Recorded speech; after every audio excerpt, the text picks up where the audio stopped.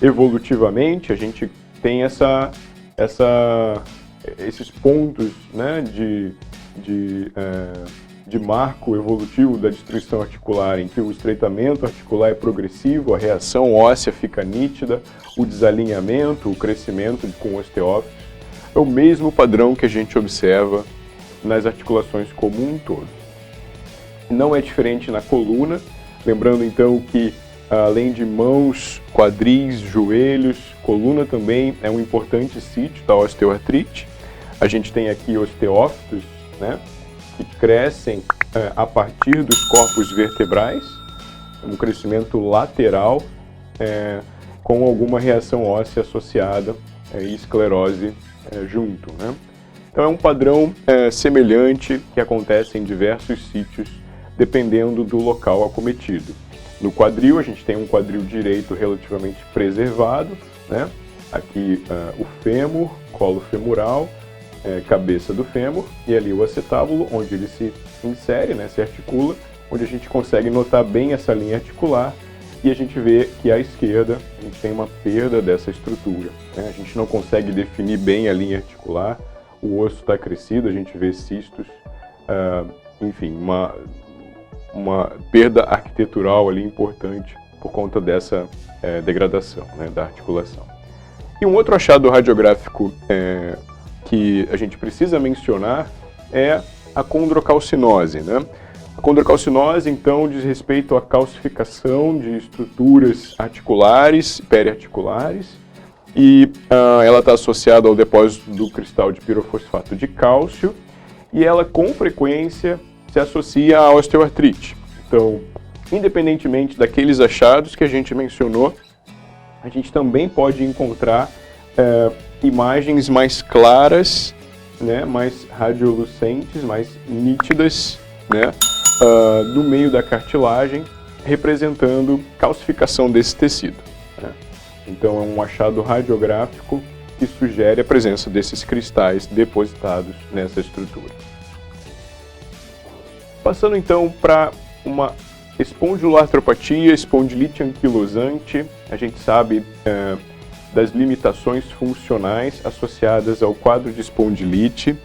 Isso se deve em grande parte à inflamação crônica de articulações da coluna, né, do esqueleto axial, que se acompanham também de ossificação das estruturas intervertebrais. Então, a gente tem aqui um senhor com diminuição da sua amplitude de movimento, né, de flexão de coluna, e a gente nota na radiografia um achado de como se fosse uma coluna única, antigamente chamada de coluna em bambu, como se não houvessem, como se não fosse possível o movimento entre as vértebras, tendo em vista essa unificação, essa ossificação das estruturas periarticulares. O nome dessas estruturas que crescem e fusionam os corpos vertebrais são sindesmófitos. Então, os sindesmófitos são diferentes dos osteófitos, que a gente mencionou até então, né? Osteófitos, crescimento lateral, osteoartrite, desgaste, sindesmófitos, inflamação crônica ao redor dos corpos vertebrais, fusão vertebral, diminuição da expansibilidade, da mobilidade dessa estrutura. Ainda na espondilite anquilosante, além dos sindesmófitos, a gente pode encontrar as chamadas vértebras mais quadradas, né? O aumento da quadração ou quadratura vertebral, que também acontece em função dessa inflamação dos cantos vertebrais que a gente nota como parte da fisiopatologia. E na outra imagem, de novo, sindesmófitos fusionando a coluna. Olhando em articulações sacroilíacas, na espondilite anquilosante, a gente sabe que a sacroileite faz parte do quadro. Então aqui, sacro no meio, ilíaco à direita, ilíaco esquerdo, articulações sacroilíacas bilateralmente. A gente nota aqui um certo alargamento da linha articular, com alguma esclerose óssea adjacente, e do outro lado fica bem nítida essa imagem mais esclerótica, mais branca, sugerindo uma reação óssea.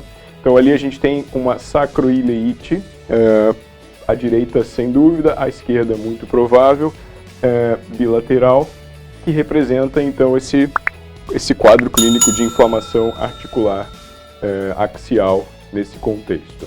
A sacroileite também pode ser vista por outros métodos de imagem, como a gente já vai mencionar. Uma outra espondiloartrite, a artrite psoriásica, é uma doença que costuma se apresentar com uma artropatia erosiva, mas que também tem, junto dessa erosão, uma proliferação óssea. Nesse caso aqui, a gente nota uma fusão articular, né, uma destruição dos espaços articulares de interfalangianas proximais e distais, como parte desse processo erosivo, destrutivo e proliferativo ao mesmo tempo. Existem diversas formas de artrite psoriásica. Uma delas é uma forma mais destrutiva, mais agressiva, em que a gente tem perda óssea,